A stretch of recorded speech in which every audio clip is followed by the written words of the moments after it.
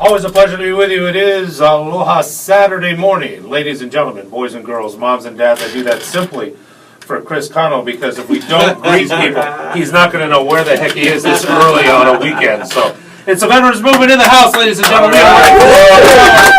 It is a pleasure to be with you. We welcome everybody on board and C Square. Good morning to you, brother. How you doing? Good morning to you, Rick. I'm doing more than good. I'm doing absolutely fantastic. I don't have to deal with Rustin this morning. I don't have to deal with Corey this morning. Woo! Tony, I miss you, Tony. But yeah, you see new faces here this morning, man. Awesome. Hey, we're starting early. If the guys aren't in the studio, you know the rules are getting picked on. That's exactly right. And I noticed how you just glossed over Tony. But I think we all just kind of went, oh, that's right, that's right. I'm taking the safe route this morning. Do us a favor, Chris. Go around the table with us here today. Sure. Introduce all of our friends, please. All right, well, you guys may or may not remember our good newest addition to the veterans movement. We got Michael Cortez, fresh out of the United States Air Force. Yay. You can tell he hasn't shaved in about 2 weeks, so yeah, that's how I remember how long he's been out. Mike, say good morning. What up, Mike? Good morning, everyone. Good to be here. Good to see you again, man. Good to see you. And then, lo and behold, Mr. Jason Scott, he's been on with us the last couple of weeks. Jason is actually spearheading the media part of the veterans movement, so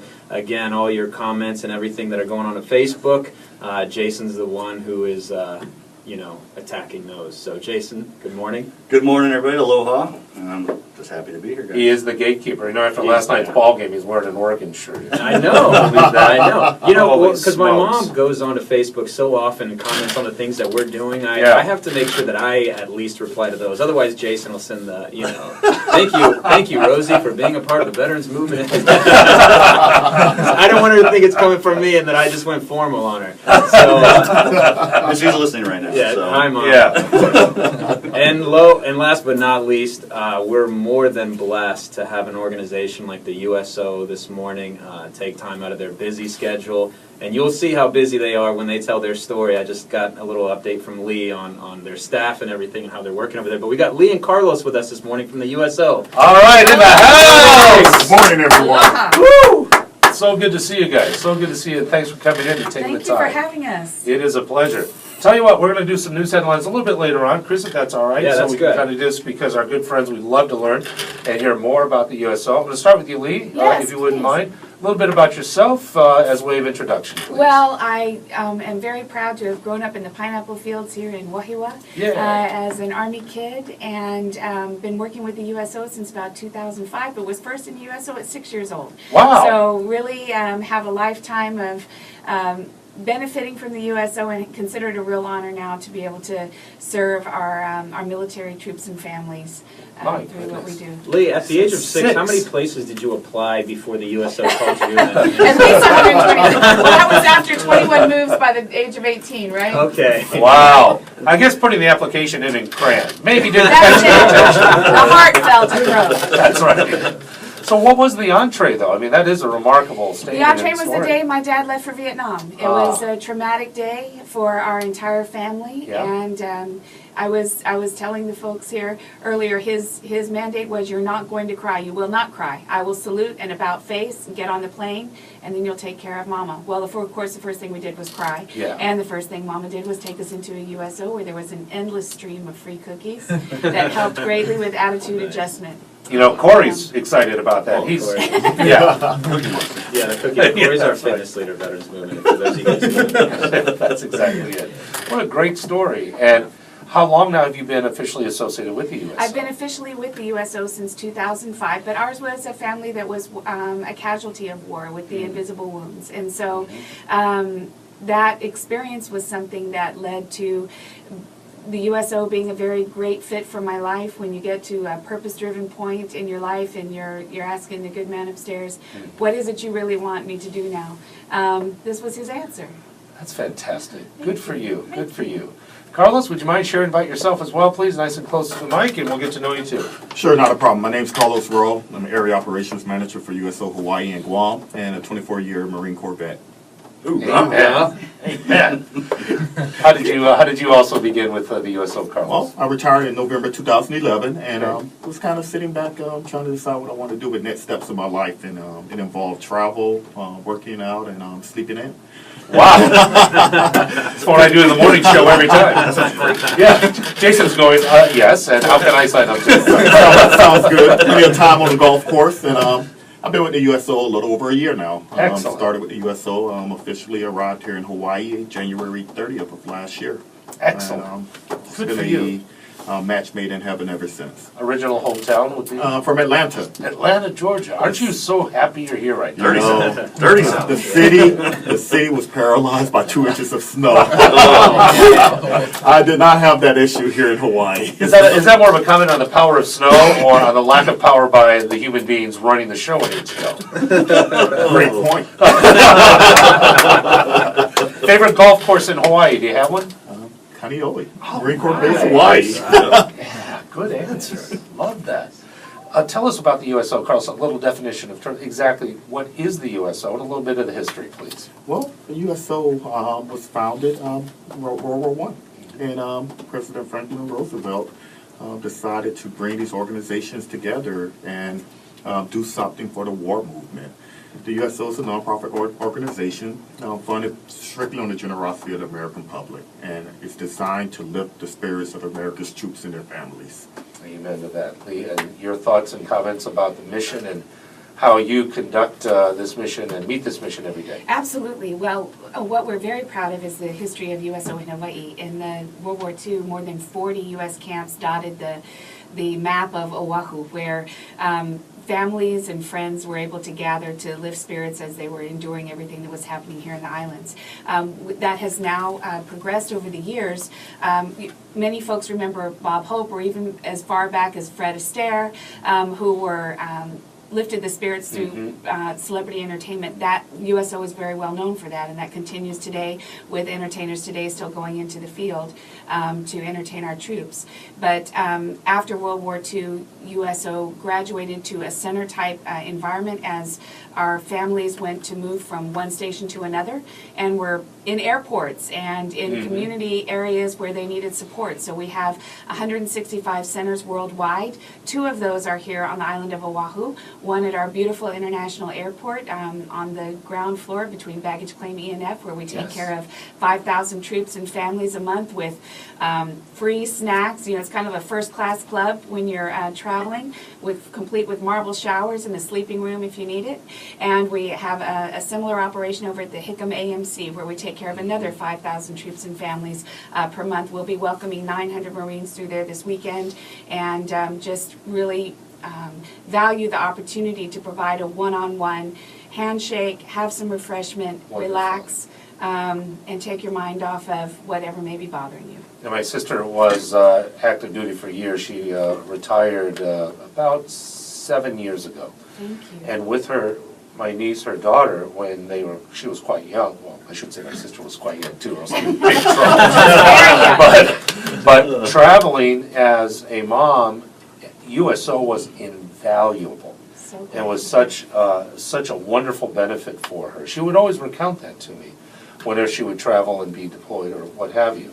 The USO was always there. And then, fellas, I want to check with the fellas. Yeah. Tell us about it. I mean, I went to my first Toby Keith concert, courtesy of the U.S. Nice. All right. Exactly. And of the red, white, and blue. Oh man, it was fantastic. Yeah.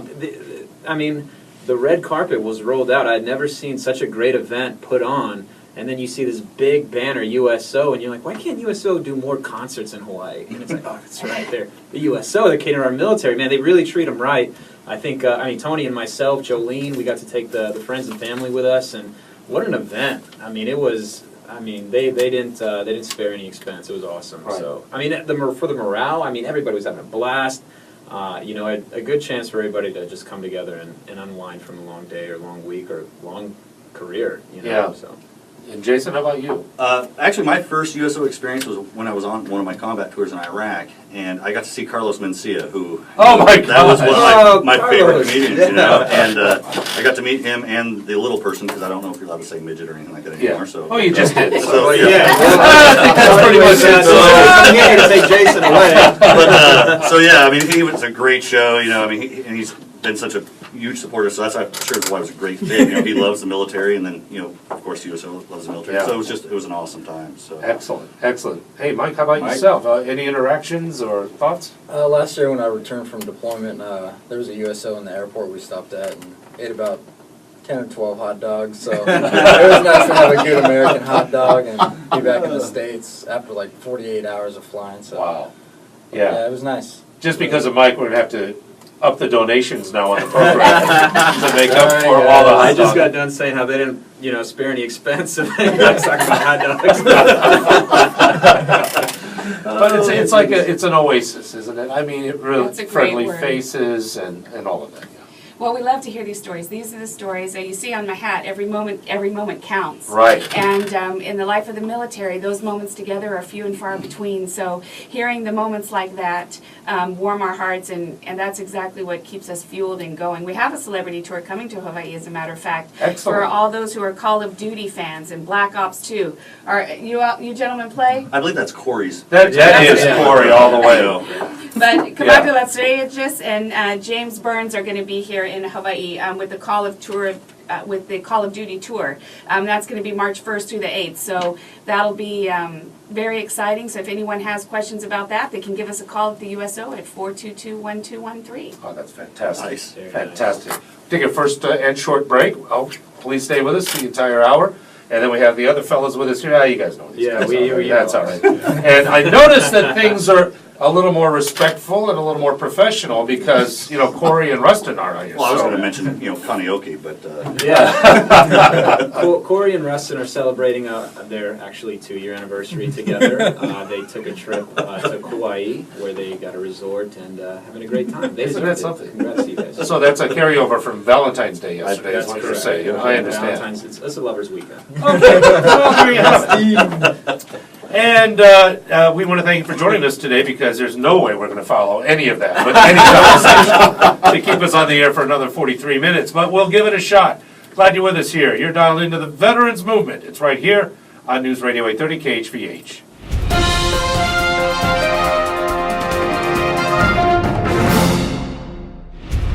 You're dialed in. It is the Veterans Movement. Aloha and welcome. With good friends in studio and great conversation, you're more than welcome to join us, wherever you may be, at 521-8383, 1-888-565-8383. And I know, Chris, that, and also Jason, go to Facebook, and many other outlets now that have been put together. Yeah, Jason actually did a good job of getting us on video this last Saturday, and he's started a YouTube page that we have now, so you can see not just how goofy we are through your ears, but you can watch us be goofy as well now. But yeah, we're on YouTube, we're on Facebook, we're on Twitter, we're on Instagram, we're on Veterangram, we're on Familygram, Graham Cracker. Graham Crackers, Yeah. Graham Cookies, That's everything right. Graham. Billy Graham. So yeah, thank you, Jason Scott. He's definitely running very well with it. He's managing to integrate all these platforms that we just can't keep up with. MySpace, I think we have like 3 friends. Our song, our MySpace song is yeah. We're on MySpace? No. What about our MySpace followers, Jason? Wow. Are you using a Commodore VIC-20 to keep up then on that Facebook? well, the problem with MySpace, I think our followers would be under the age of 12, so I'm pretty sure that's not our demographic. But Lee just told us she joined the USO at 6. We gotta capture these people, Jason. What are you doing? MySpace, it's happening today. Follow us. There it is. Very frightening, everything you've just heard. But, and before I want to share a couple of news stories, let's restate the mission, because folks really should understand exactly why we're here. All right, so the Veterans Movement mission is basically just being the platform of all things military-related, advocates, enthusiasts, anybody who shares a passion for helping military members out. We just want to get them all into one place where we can start this movement. It all starts with one person, and then just we want to get a following, we want to get some momentum. Just if there's anything top of mind to any of you active duty members and you want to get it voiced or heard on the radio, we encourage you guys to go to the Facebook webpage and share your thoughts and your passions and things that are top of mind affecting you, your family, or anybody related to issues like this. We won't just take your topic, we'll actually invite you on the show if it's definitely something worth addressing, because we just basically want to make sure your experience here on Oahu is the best experience it can be. So. Very well put, no doubt about it. Let's get caught up a couple of news stories just to keep us informed and abreast of all that's taking place. And again, dialed in to News Radio 830 KHVH.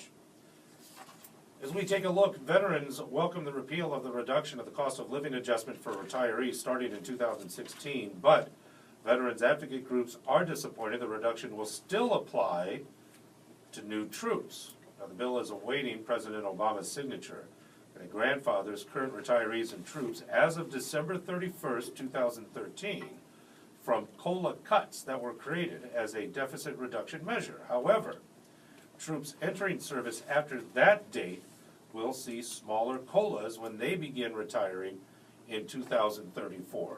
And I know we chatted about this a little bit, and Jason is I always turn to you, your thoughts, because You set me up so the bus can run me over. That's exactly what you did. no, not at all. You have the insight, you have the technology, and you're so much older than Chris and also, Well, you're right. and Mike, so. But a little bit of reinstatement for those already, but for those in the future. You know, it's all about keeping your promise. Like I said, that's the big deal on the Twitter sphere, you know, as they call it. There's so many different avenues that are coming down right now where, you know, they're losing a lot of faith in their government officials, and, you know, this is just another one of those topics, you know, and it's disheartening. But I'm glad to see that, you know, they're possibly going to repeal it, or they're trying to repeal it, but, you know. Yeah. Because that's a big deal. Equivocated to what, like over $80,000 over the lifetime of a standard enlisted. We were soldier trying to calculate retirement. that the other day. It's a big. It's a chunk of big, change. it's a big, So- big chunk of money. And I know it's even more on the officer side, you know. So For those of you guys who don't know, COLA is actually cost of living allowance, something that they use to actually, you know, depending on where you're stationed, compensate on the cost of living. It's the cost of living allowance, That's it. but yeah. Appreciate that insight, by the way. It is still awaiting the president's signature. Also, Dateline Washington, the Air Force will convene a force shaping board July 14th to consider eligible officers for involuntary separation. This according to an Air Force Personnel Center memo obtained by Stars and Stripes. Competitive categories for separation include line of the Air Force Judge Advocate Biomedical Science Corps, Dental Corps, Medical Service Corps, and Nurse Corps. LAF is a competitive promotion category, which includes all officers except chaplains, judge advocates, and all medical corps officers. The board will affect the following active duty personnel with different dates that began in 2009 and terminated in 2011. We go through the news, and it just seems like it is cut, reduction, reduce, and as Jason alluded to, break a promise that had already been made. It's disquieting to see this happen, at the very least. Outrageous on the other. well, you know, Rick, this isn't the first time. You know, when I first joined, I'm not gonna say how many years ago, and Carlos can agree with me, because I am so much older than That's C right. squared over here.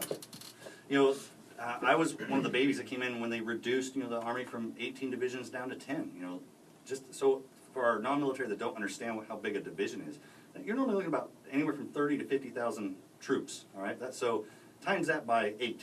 All right, that's how many people were told, hey, we no longer need you. Here's your severance. Adios. You know, On your way. And when I tell these younger soldiers now, I'm like, hey guys, we're getting ready to go back to that. You know, you're going to find out what it's like to not really have. We've been spoiled. You know, having all, you know, unlimited purse funds, I guess is the best way of putting it. And now they're going to find out, like, wow, you know, you're going to feel it literally all the way down to the lowest level. And you know, Go ahead, Yeah. Carlos. Carlos, please jump in. I'll say it's not only more, it's more than that though. Those returning military service members re-enter society. So there's a finite number of resources out there in terms of jobs, and when you cut those number of soldiers, sailors, Marines, airmen, Coast Guardsmen from the military services, they're back in society. So That's you're going right. to see second, third order effects of unemployment, labor issues, That's and good. those are just so many issues that are out there that affects when the services start to draw down. Yeah, and it's already a difficult and challenging scenario, already being exacerbated now by these types of decisions. You're dialed in, it is the Veterans Movement, News Radio 830, KHVH. Finally, Dateline Washington, 2 Americans who were killed Wednesday by Afghan soldiers were members of the Special Forces, the Army announced on Friday. Specialist John Pelham of Portland, Oregon, Sergeant First Class Robert Skelt of York, Florida, were assigned to the 3rd Special Forces Group Airborne based at Fort Bragg, North Carolina. Their battalion was deployed in Capisa province. I share this story because we need to have folks understand danger exists, lives are on the line, missions are still continuing. And with our friends in uniform who do this every single day, yes, the consequence can be incredibly grave. I think it's a good story to follow up on the benefit cuts, Rick, because you sometimes get complacent, you sometimes forget why these people, these military members deserve this entitlement in the first place, you know what I mean? And for those of you guys who we do hear say, well, the military members get all this entitlement, they get all these things, they're, man, I'm kind of taken away a little bit by it because even as a military member myself, you in the Navy, you don't hear too many casualties and things like that. And then you hear service members laying their lives, paying the ultimate price, and yeah. Exactly. One of the sidebar stories underlying of this story as well is that according to the Pentagon, the threat in Afghanistan as dangerous as it ever was. And we have to understand that these threats abound. Yeah. Oh my goodness. And it's weird how these little blurbs get put out there, but I mean, my 4 tours over there, I explained this a few weeks ago, Right. I saw actual progress in Iraq each time I went back. Every time I went back to Afghanistan, it was so disheartening because you never saw the progress. And they're absolutely right. The threat is still the same. People, they just have no clue. And you've got 2 different organizations there. When you're talking about the special forces, they're not under ISAF. They fall under a different ROE, or rules of engagement, for those of you. Where ISAF forces, they're the ones that are having to follow that. Basically they're not doing combat patrols anymore and stuff of that nature. But that doesn't make it any less dangerous. All right. Well, the danger's increased. Exactly. And the danger has increased because the threats not only from the person that you identify as the enemy, but it's now coming from the friendlies. And that's the unfortunate part. Is God, what are you supposed the transitioning piece of training Afghans for their own security, and they have been infiltrated, and so you turn your back, and we're starting. We see that threat increasing. So the threats actually, when it's more defined, that guy wears red, I wear blue, it's very easily identifiable. But when the threat's all around you, it's green now, or purple. It's a very increased threat. Wow. Understand, and thanks for that. Thank you, Carlos. And for our friends here in the studio, we're going to take a short break for bottom of the hour news. We're going to continue with the Veterans Movement radio program. You can be a part of it at 521-8383, 1-888-565-8383, and we'd love to hear from you. Yes, we would. Thoughts on your minds, and we'll do it right after this.